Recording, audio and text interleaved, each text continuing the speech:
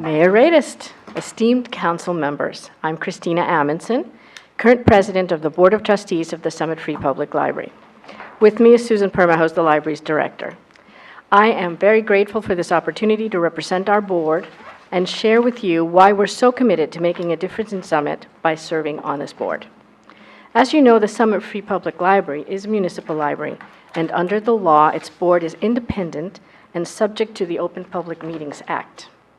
Our board consists of 7 members, the mayor or her representative, currently Celia Colbert, the superintendent of schools or his representative, currently Carol Stubeck, who is the school media specialist at Lincoln Hubbard, and 5 residents at large, currently Sandy Bloom, Susan Callahan, Jim Fleischman, Norma Schroeder, and myself. You can see from the picture that was taken in January. We're all bundled up against the weather, but all happy to be there.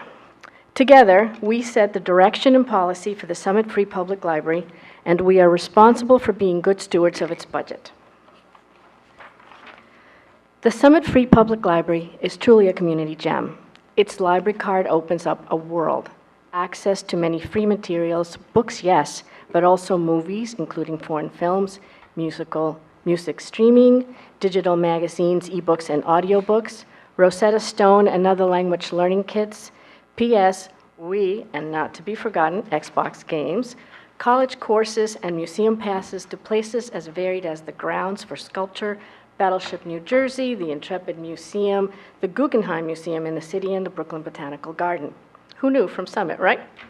As our mission and vision illustrate, the Summit Free Public Library is more than just a traditional library, though we are very proud of this traditional role, hosting adults, children, and teens in book clubs, author presentations, weekly story time, and our popular CATS program spelled with 2 T's. As you can see from the next slide, the Summit Free Public Library is a vital community center, a place for all to exchange ideas and grow.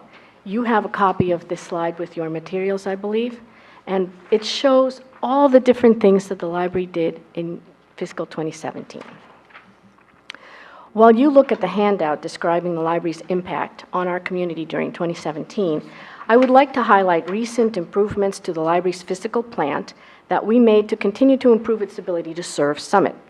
We revisioned the children's department to make it more inviting and child-friendly.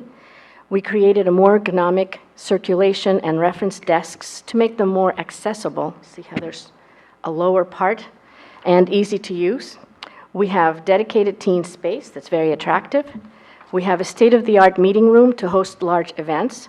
And we are very proud of our brand new electronic sign to alert our community about upcoming programs or community emergencies. So think about that.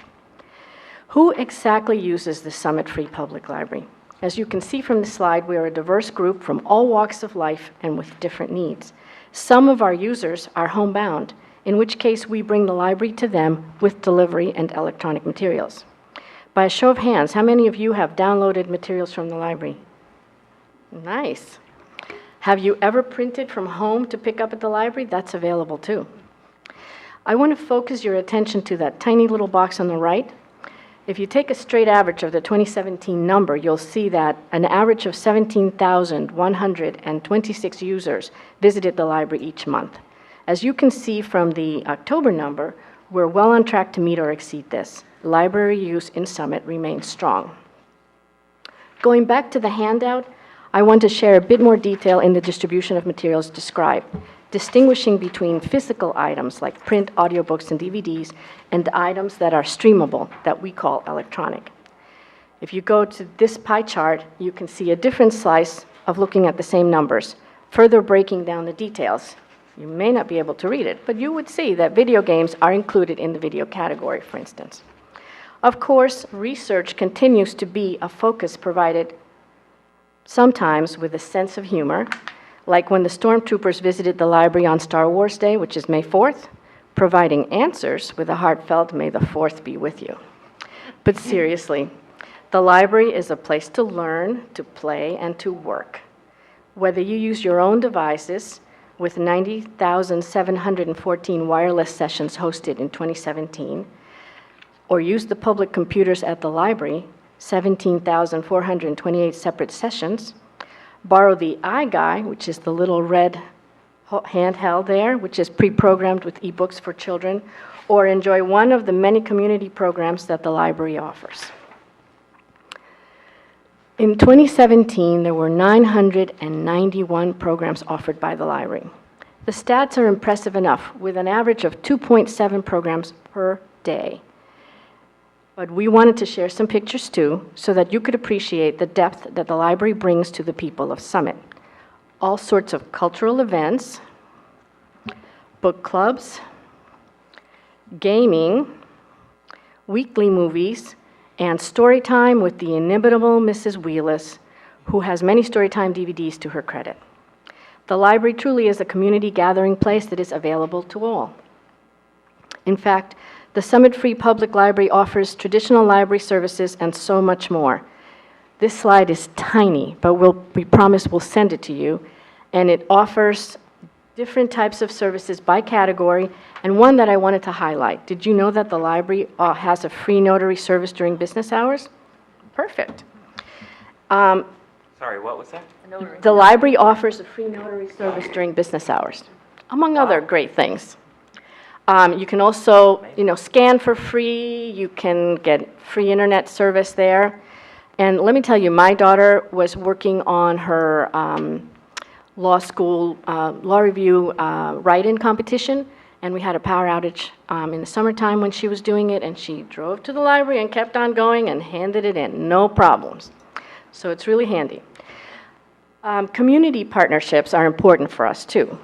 The library routinely partners with these community organizations to enhance their impact and promote our common goals in the Summit community.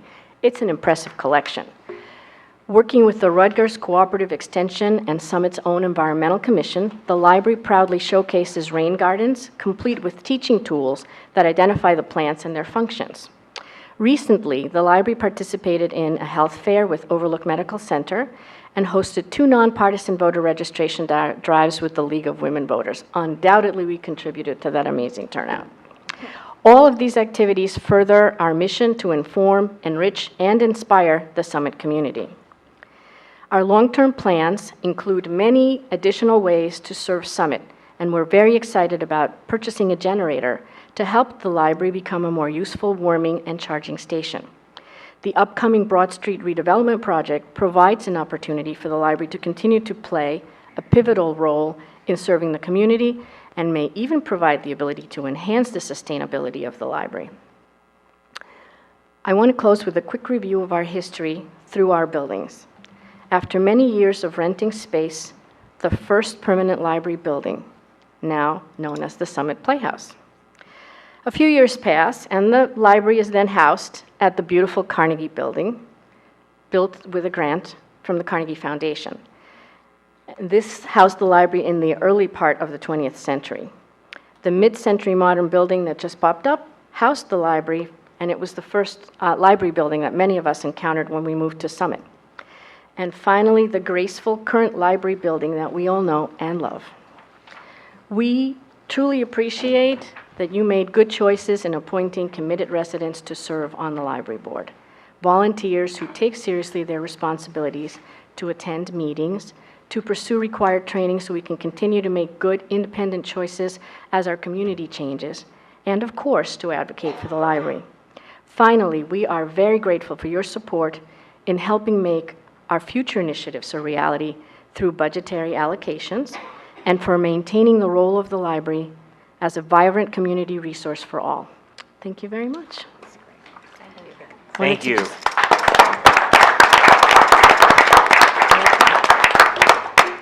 Thank you for that wonderful presentation. Does any council members have any questions? Yes, Councilwoman. I don't have any questions. Having this board is actually very near and dear to my heart, and having worked and served as a board member before coming on council, and then serving as liaison, I just cannot highlight enough the amazing achievements that this board has done, and the changes that Susan, actually being a part of the committee to hire Susan, I proudly say, has done amazing things with the library. And knowing budgetary restraints, not getting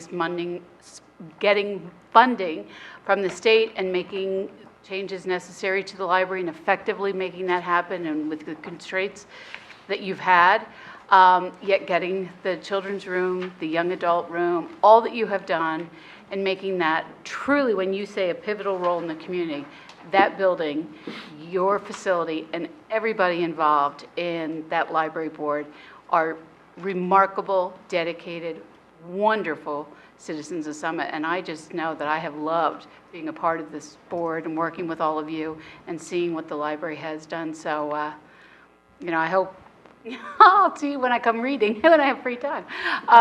But thank you for all that you do. Thank you so much, Councilwoman Ogden, sorry.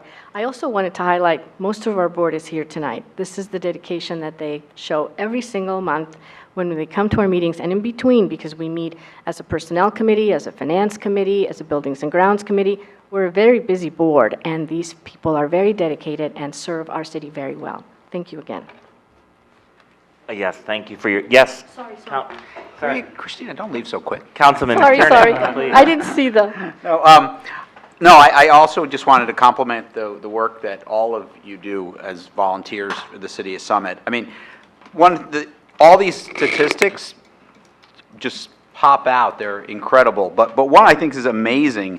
You know, we have about 22,000 people who live in Summit, and you guys have given out 19,500 library cards. I mean, that just tells you not only are, you know, a couple of those 22,000 are probably too young to read yet, but but it just tells you what a center that is. It's not just for residents, but people who work here.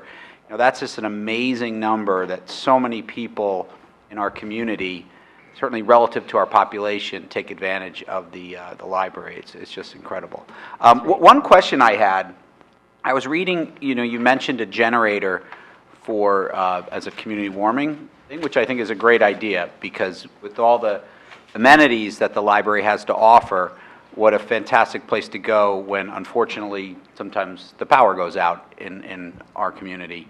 But I've been reading about like new technology around like battery technology, for instance, and I just wondering, has the library looked into that relative to the gas generators? And the thing I would specifically mention, I know like Tesla, for instance, is now selling these batteries that you hang in your basement, and and when the power goes off, the battery just runs your facility, and I'm it's waiting not to noisy. buy one of those it's for my home, to be honest with you. Yeah, and so it's green. It's a really cool technology that my understanding is it's starting to become commercially viable relative to gas generators. Well, we just started looking at all the different alternatives, and we're certainly going to consider that one, because to be honest with you, I personally believe, as somebody who's worked on the Shade Tree Advisory Committee with Paul and been involved as a friend of the Environmental Commission and attending so many meetings over the years, I personally think generators are smelly and noisy. So, you know, to make a long story short, we will look at any sustainable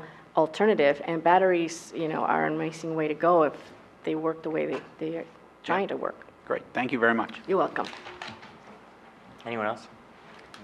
Sorry. No, yes, I just wanted to Mayor add my Reyes, thanks. Madam Mayor. I know how hard you all work, and I love the library. I don't get there as much as I would like, unfortunately, but I do have, you know, access through the ebook, so it's awesome, and I really thank you very much, and thank you for coming out tonight. I appreciate it. Yeah, I appreciate it. Just thank you for your dedication and for creating such a wonderful piece of Summit.